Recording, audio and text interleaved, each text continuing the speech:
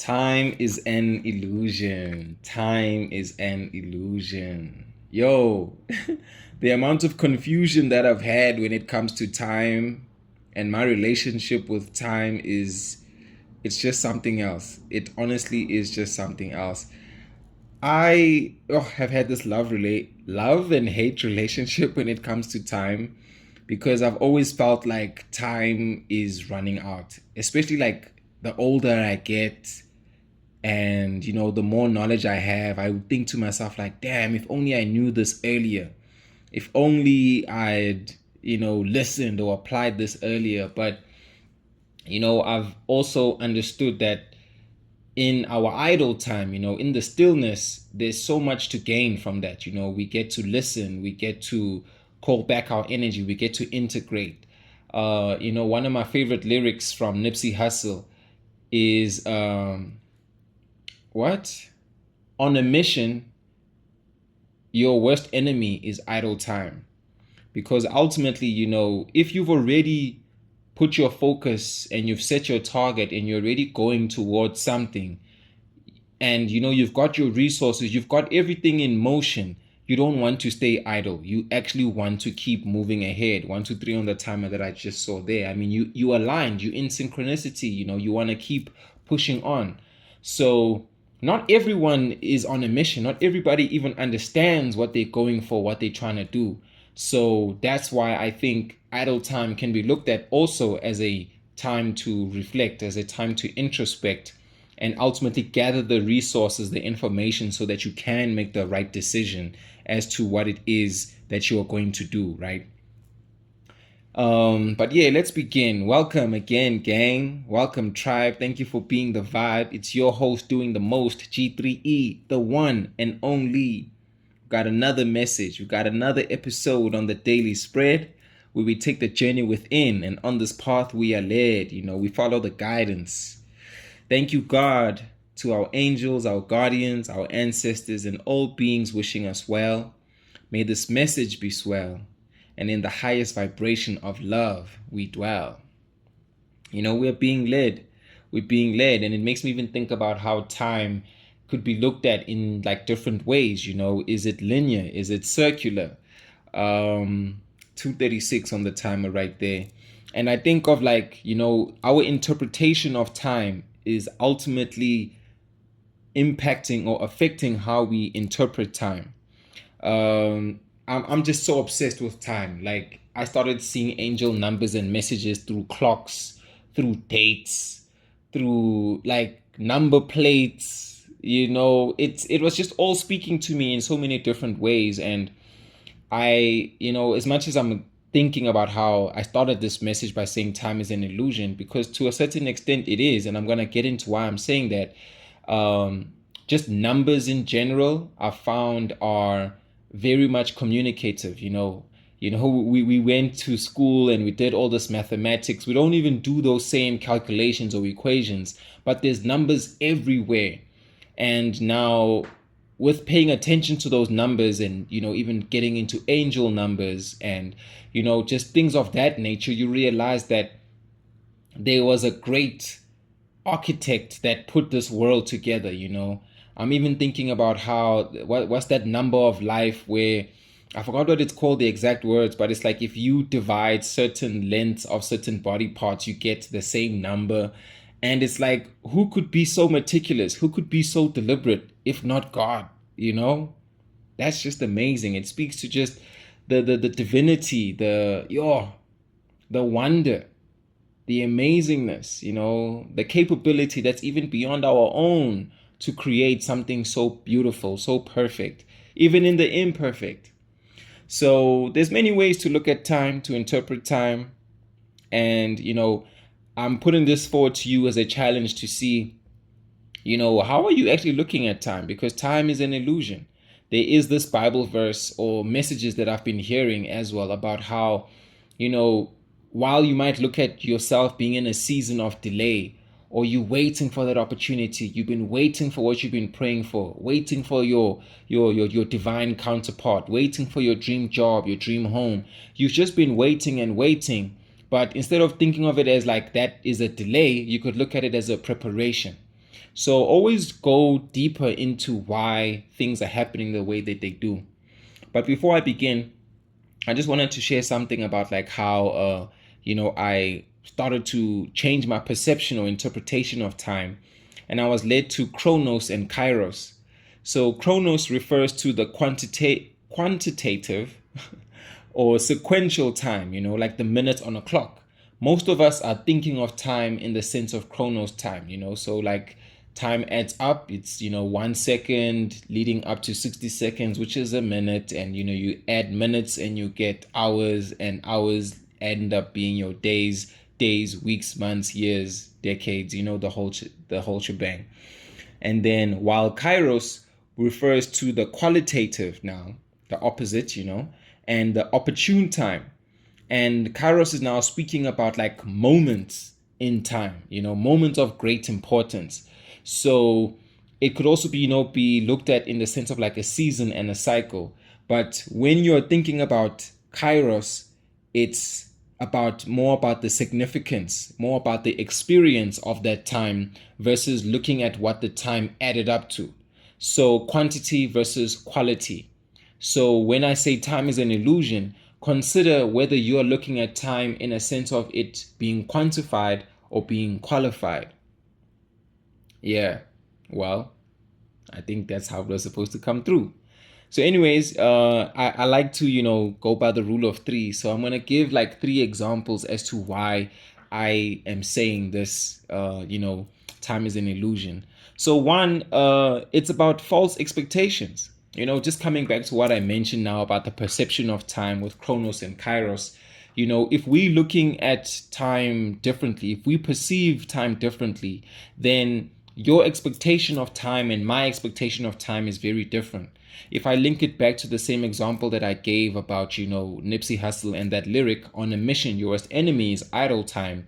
Somebody might not necessarily look at that idle time as being a bad thing because they are using that time to gain something out of it because they see it as quality time. Whereas somebody else might be thinking like, oh my goodness, if I'm wasting this time, I'm only getting older, I'm not getting younger. So we thinking about, let's say, like certain milestones or achievements occurring at certain times or ages, and that's neither here nor there. Like things can be done whether you're young, whether you're old. And I'm even thinking about how like we see in the media these days where people are praised for being the youngest on Forbes, the youngest expert, the youngest person with a university or college degree, But I would like to put this or frame this in such a way that we should not look to the external for validation of how we perceive our time or live through our time, because time is different for everybody, Not everybody's like a Sheldon, like the Sheldon from Big Bang Theory, who's going to be a genius kid and, achieve a degree or, some great scholastic achievement at these young ages. Because if we were trying to identify with that type of a person, we might feel like the S word, which I don't like to say. Let's just say it might make you feel cognitively deficient, but not everybody is like that. While we were all born as human beings with, brains to think and to act, we take natural aptitude to certain things. All of us must discover our gifts. Everyone is gifted. You might be gifted at mathematics. You might be gifted at sports. You might be gifted at, doing something with your hands, cooking, cleaning, crafting, carpentry. I don't know what it is. But once we find what's good for us, we then operate on that frequency, on that spectrum within that time. So time is an illusion because number one, it can create false expectations. Number two, time is an illusion because it can project fear and failure. I think, if I'm thinking back to this example about how the media likes to elevate or perpetuate things being done by people who are very young. That's like now going to brainwash you into comparison.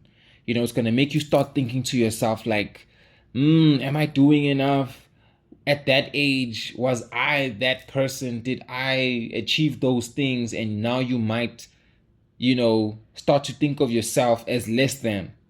So time is an illusion in this case because they are projecting a version of life that would make you feel fearful or make you feel like you're a failure, make you question if you are doing enough or not doing enough. And because we know the world that we live in and time is ultimately a measure of how things are moving, and how they want to control us or rule us, they might rule you with this fear and the what if, and it's like, if you don't do certain things by certain times, then you are not successful. Like, who said that? Who decided that? You know, if we plan and obsess over the unknowns, then we don't actually live in the moment. We don't appreciate what is here right now. We are not in Kairos time. You know what I mean? And I think for me to even present time as an illusion in this case, I know this is going to be very thought provoking, and I'm even getting that, somebody listening right now might even disagree. And you know what? I welcome that. Please let me know what you think in the comments of this video message, wherever you're finding it. Let me know what you think, right? And let's continue this discussion. But it's a matter of saying, if we can understand that time can be perceived or interpreted in different ways, then we need to apply that level of interpretation in different situations. So there will be a time where you are pressed by the qualitative nature of time. There's a deadline you need to meet at work, or you need to hit a certain target by a certain time, and that is chronos, right? For sure. But if you're thinking about kairos time, let's say time with your partner, the amount of time you spend with your partner or your kids or doing the things you love, sometimes confirmation birth, sometimes it doesn't matter the quantitative time, how much time you did it, but what was garnered during that time. Was it quality time? You enjoy spending time with your family, with your friends, because of the depth and the meaning within that time, So again, please take this with a level of discernment, right? But again, that time being an illusion is projected fear again. So disseminate, look through that and don't feel like a failure because of what is being presented to you about how other people have used their time or spent their time. And then the last thing, or the third thing I want to say about why time is an illusion, is because time is binding us to the matrix. If we even think about how a year is based on the Gregorian calendar, and it's 365 and a quarter days. But there are so many other calendars. There's an African calendar, there's even different times to celebrate New Year, just like a few weeks ago, it was Diwali, and that's in October. Some people celebrate New Year's and on the 1st of January, you know what I mean? So it's our perception of when things are happening, it's something that we choose, it's something that we decide, and we ultimately give value to time. I'm even thinking about how at, Discovery Vitality, they have this thing called a vitality age where, they do an assessment on you and ultimately determine your age based on your health. So you could be 40 years old in Earth time, but you are 30 years old in your health time, or you get what I'm saying, because of how well you take care of yourself. And I've started to realize that yo, man, time is an illusion for that reason, because it doesn't matter how long you've lived in qualitative time, in years, but what did you do with that time? I'm even remembering a message that I got from my sister's mother, and she said that in Ethiopia, they are still I think in 20 something, a couple of years ago. I was about to say 2012, but yeah, they aren't in 2025, which is the time of me recording this message. They are a few years behind. And I'm thinking to myself, whoa, the whole world is at 2025, but then this particular country is a few years like behind, and I'm even cautioning myself to say behind because they could be right on time, depending on how they've decided to perceive time. But yes, time is an illusion because it binds us to the matrix. So with us being able to measure things within certain constructs, we can be programmed to abide. We are then the workers. We can be building an economy. If we are programmed to abide and or be within the structure of time, then they can like predict certain things. They can build models around how we live our lives.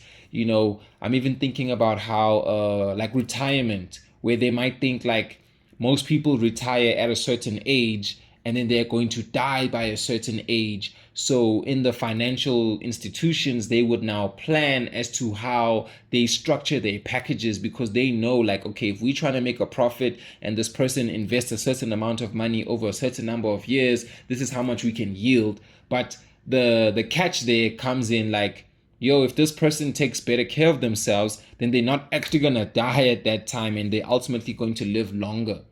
I'm even being called back to a video I saw on YouTube from this channel. I think it's called Predictive History.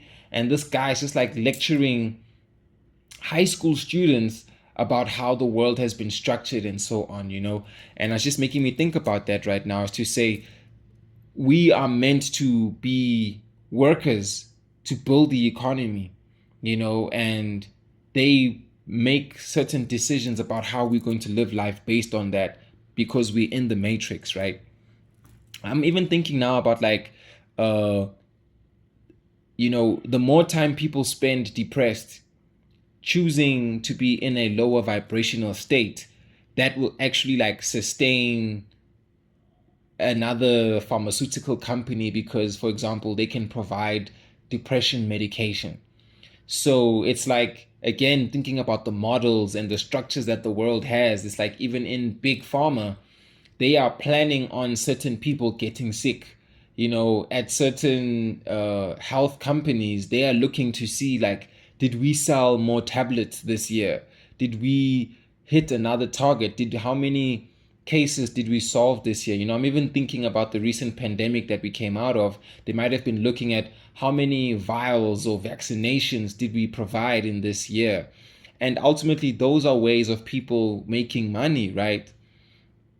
But yes, here I am using two examples, like, working, building an economy, and now again about pharmaceuticals.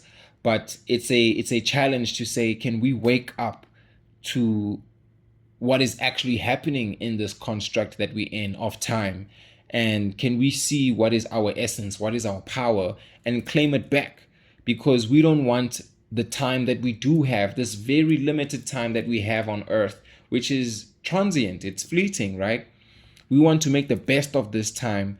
So even if we're thinking that we're out of time, oh, what's that song by The Weeknd? Say na na na. Oh goodness. Okay, it's Out of Time by The Weeknd. I'm not about to butcher the lyrics, but oh my goodness, that's a nice song. You know what? We might just be thinking that we're out of time, but we need to wake up. We need to awaken to the fact that time is just a means of measurement, and it is an illusion that is just, again, meant to bring about a certain structure or help us keep track of how things are moving and things happening in time. And it's just for us to evaluate whether it's a qualitative time or a quantitative time. I'm even thinking about the KFC story, and like people being successful in like their older years. Of course, there's a lot to how KFC came to be if you like Google the real story, but I'm just thinking about his age. He created KFC at the age of like 70 something. And I mean, you know what? Sometimes you're going to hit your big break when you're much older. Sometimes you achieve something when you're young. You could be the youngest person on Forbes. You know what I mean? Like, imagine you could be 9 years old and on Forbes, or you could be 70 years old and on Forbes. But again, we're living different lives. We're on different timing. We're on different frequencies. And this is also about an appreciation of our time and the time that we are in. wherever you at, wherever you are right now, what is it that you need to learn in this time, in this cycle, in this season, so you can go into the next time, into the next period more focused to make better use of that time. Yo, crazy, right? Crazy. Anyways, I'm gonna leave this message right there. I think I've definitely sparked some thoughts, definitely triggered some more thinking about how you spend your time, use your time, or how you make time, you know? So, yeah, just evaluate how you interpret time and make best use of your time. Peace and love, gang. Yay, yay. Oh, before I forget, because of my crazy obsession about time, I actually made a project called Idle Time. And it's, yeah, man, this is like my love child. It's my baby. It's available on all platforms. Definitely go and give it a listen. G3E Idle Time. It's a journey. I actually love it so much because it's also what prompted me taking the journey within, recognizing the time that I had, and just expressing that feeling through the music, through the sounds. And I hope it resounds and it astounds. Hey, the boy got a rhyme all the time. But anyways, do check it out. G3E Idle Time, available everywhere.